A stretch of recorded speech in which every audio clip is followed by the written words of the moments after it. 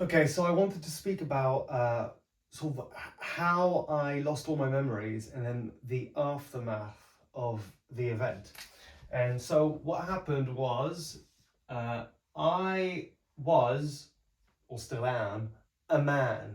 Okay, so I'm a man, and that's where I'm standing. Okay, and then whenever something would happen to me, right? So like either something bad happened to me, or I did something bad and I felt guilty about it, whatever. Sometimes I didn't have the grace or the intelligence or even the time to consider what had happened, and so I would sort of push it down, right? So this is all the like trauma that either happened to me, that I accidentally did to someone else or whatever, and so they would build up, right? So it essentially would be swept under the rug. Okay, so and then I would be able to continue my life, and that has a way to drag someone down, right? So the weight of it, even though people can forget about it, they think they forget about it, but ultimately it gets pushed down. And then what happens is it will like still permeate out as like rubbish behaviors, be it fragility, vulnerabilities, um, anger, sadness, all these different, if you like, negative connotations, or sorry, not connotations, the negative emotions. Even though a part of me doesn't really see them as negative because they are signals, right? They are trying to express something that isn't heard. So they are useful emotions if in control. And sometimes with me, they wouldn't be in control because I'd have a drink, and then when I'd have a drink, I'd be sort of looser in my inhibitions, and the tears would flow a lot quicker. And so at some point, that became embarrassing, right? And so I realized that there were these things that I was trying to tackle, and I did the therapy. I did like CBT, cognitive behavior therapy, which gives you the tools to handle them as they sort of resurface. But sometimes, even as they resurfaced, I wasn't quite strong enough. I didn't quite know how to deal with them. And so one day, hypnotherapy came along. And that's where suddenly things changed, right?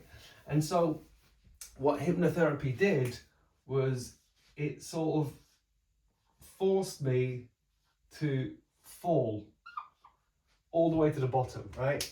And to re-examine all of these different things that were causing me pain.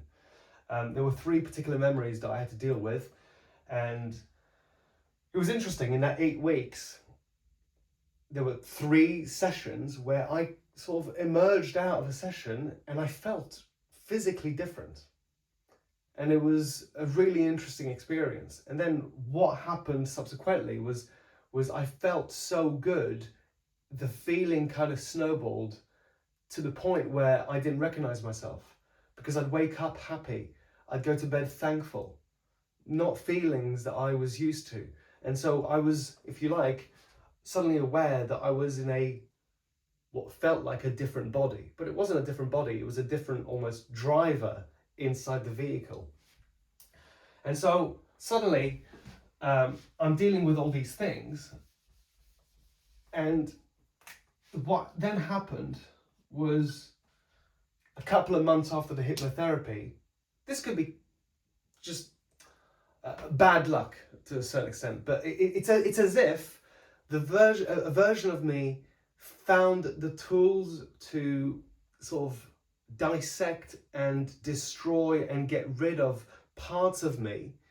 And because of, really, in a way, I sort of hated myself. I really just did not like how life was going. It's as if I got rid of everything. And so I disappeared in what I call the void, the abyss, right? Like to not be an identity, to not be a me was so surreal. It's very, very difficult to explain to people. But ultimately, I felt like I was suddenly in this sort of darkness while everyone was, up here just living their lives. And then while this happened, the pandemic happened. So it's as if I was even sucked even further down, because while everyone was dealing with that, I know this is weird to like wrap my head around with, but like I had just written a sort of play, a script about a pandemic just before the pandemic happened. So because I exist in this non-reality as a being without an identity, I genuinely believed I was the cause of the pandemic, which sent me even further deep down into a cycle of shame and sadness. Like I took on the burden of millions of deaths, which I know is mad, but in this particular, level, if you like, that's what it felt like. Um, Now I understand that mathematically speaking, there is order in chaos. The infinite monkey theorem. You get an infinite amount of monkeys on typewriters typing randomly for an infinite amount of time. Eventually, one of them will write the complete works of Shakespeare, and so there is order and chaos. And maybe I just happen to be witness to a moment where my internal and external world were synchronous, and that felt divine. That felt as though I was communicated with on a level that I can't even comprehend. So, are we inside a Kardashev scale technology thing like the Matrix and I'm in a machine, or was it God, or actually are we in the past and this is witches playing with my brain in the jar? I mean, all these different concepts have been explored over thousands of years. I'm not exploring anything new, but what I am intrigued by is that suddenly these theoretical and magical stories almost came to life. It's as if suddenly they weren't just theoretical or just stories, but they were real, and that blew my mind. So suddenly I'm in like a real hole, and it's hard to like label certain things, but depression certainly had a part to play. And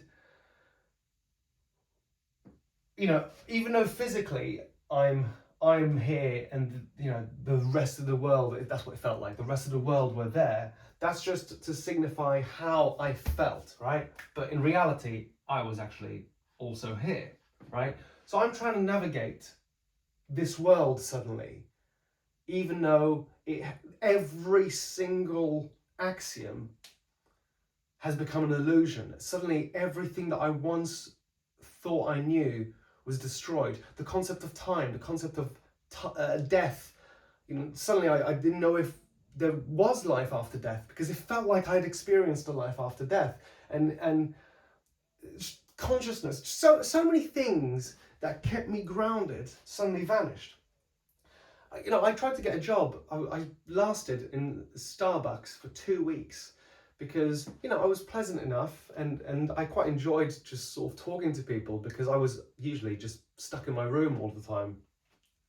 Not much has changed, and so and so at one moment I'm speaking to this guy, having a pleasant conversation, and he says, "I can see the mental illness in your eyes."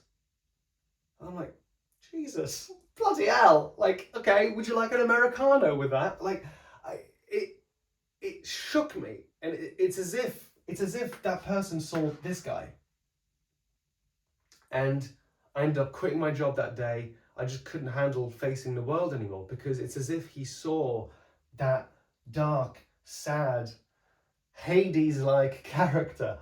Because feeling responsible for millions of deaths, then you sort of suddenly have parallels to Hades and the underworld, and I felt like a personification of death. So even though, again, this is just potentially a story that I've told myself, it felt like sometimes a story that was being told to me. But even though it was just a story, it's so difficult to shed that story. I want it out of me. One of the things that I realized this morning, which is why I'm doing this video for myself really, is what happens with therapy is we analyze all the horrible parts of ourselves. And so for the last few years, all I've done is focus on all the bad things about me, which, we all have these bad things. And I haven't really paid much attention to all the things that I'm good at, all the good that I do in the world. Like, and I don't mean in the world, like just local community, or these moments with strangers that I've done well, or these moments where I've stepped up for family or friends. Like, I've done these things, but I am so entrenched in a sort of victim mentality, and this victim mentality thing gets a lot of bad rep, understandably, because sometimes people will play the victim to get what they want, right? And sometimes, the crux of it emerged out of a genuine moment of pain where they were a victim, and then it becomes like a sort of not yin and yang, but like you become a victim of an event and then you survive it, but you survive it with the trauma, so you have to also acknowledge that you are a victim. So then you play the victim role so you can heal, and then, but as you heal, you can't just keep going, I'm a victim. So like you have to find a way to essentially find that balance, because emerging out of that, it's now 7 years since this has happened, and it's still fucking with me. And I don't want that. Like, this is not a story that I would like to have. But so essentially what's happened is, so I've done some healing, I've crawled out of it. Let's say I'm here, because I actually don't know, but let's say I'm back in society. Yes! Now I have to interact with people, right? And I have to interact with people knowing that all of this has happened. Knowing that all of this had a taste of the supernatural. So now I exist in this reality, but I don't know how many realities are beyond, right? I don't know. I no longer know the boundaries of our universe, which is kind of cool, right? As a storyteller, part of me is like, whoa, that's kind of cool. But it means that I navigate our world not knowing anything. Okay, obviously I know some stuff. Like I'm hopefully a pretty good actor, and I'm starting to like understand more and more. And I ran an improv workshop, and I did pretty well. Like, I know some stuff. But I also know that I don't know. Right? Does that make sense? So it becomes really hard to navigate the world, especially with people that behave as if they know everything. That they are so entrenched in their knowledge that they can't even fathom that there is like sort of other worlds, or that there are all these different worlds inside someone, right? We are all people that have a backstory, and the older you get, the more backstory you have. So the more bad and good you have, and then when you start analyzing it, the bad emerged because of something bad that happened to you, and the good happened because of all the good things that have happened to you. And so then I don't even know if I can take credit for all the achievements that I've done, but then I don't know if I should take responsibility for all the bad things that I've done. And vice versa. The good things that I've done, that have happened to me, I'm grateful for. The bad things that have happened to me, in a way, I'm also grateful for, because they helped me grow. But I can't blame someone for behaving atrociously with me sometimes, or mean, or whatever, because if I was to analyze their behavior, I can understand that it stems chronologically in a moment in their past that they did not have control over. Anyway, I think that was a sort of slight tangent. My point is, emerging out of that sort of gave me PTSD, because what had happened is my body, without an identity, became like a sort of animal that was scared of everything, right? I was hyper vigilant of my world. And so as I've come back from it, it's as if my nervous system, I'm trying to teach it to appreciate that there isn't any more danger. And then if there is, I am capable of handling it. But sometimes these little things that I've definitely dealt with them. They're smaller now, much smaller. But every now and then they sort of surface. They sort of surprise me. Come out of nowhere. And my reaction is one that, still embarrasses me. And it's what's interesting is that as I'm watching it unfold, I'm understanding that I'm healing. In the moment, I understand that, this is a moment where I'm going to rediscover something about myself that I need to deal with. So this is great. But it comes sometimes at the cost of the people around me. And that's fucking annoying. Because what happens is that it pushes people away from me because I'm like weird.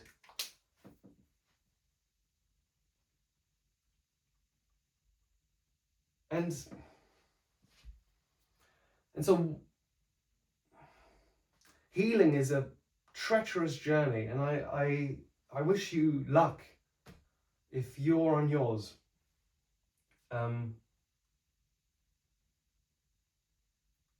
What's interesting is that I look back at the last 7 years, and I have made progress every single year, and that feels awesome, because it seems like,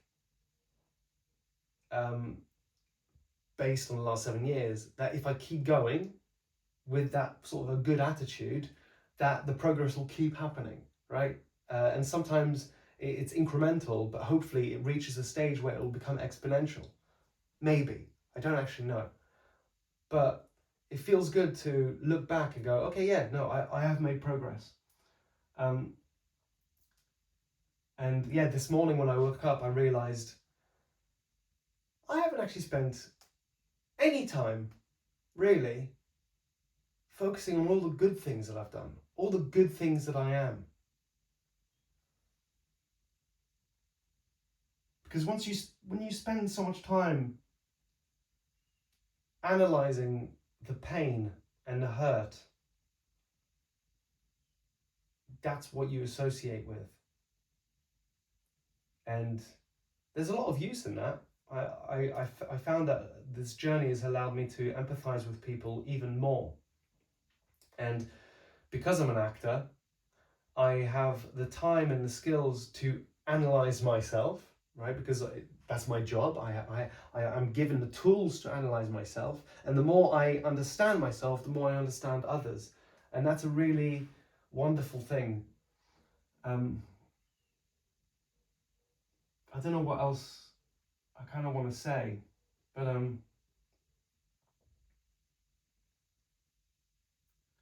I'm grateful for people's patience as I rediscover myself, and I am sorry that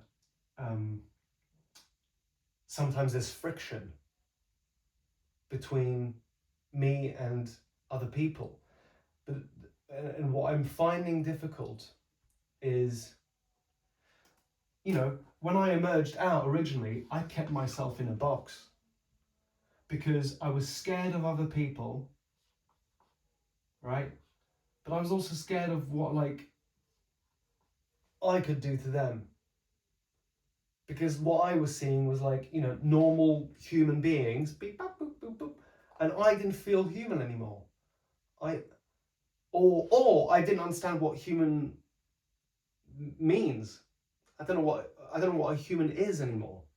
Because my inner world is so wild that if mine is like that, I have to assume that everyone's is. And therefore, we are all so alien to each other. This experience has definitely helped me understand mythology more. How the gods suddenly, they really do represent these more acute versions of human psychology. That's why I sort of described, or not described, compared myself to like Hades, because that's what it felt like. And you know, this happened as well after my divorce, and so it was as if the universe gifted me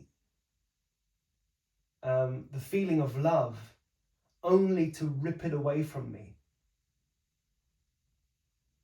And I say rip it away from me because, again, I take responsibility for mismanaging my role as husband. I look back and I go, oh man, there's so many things I could have done better.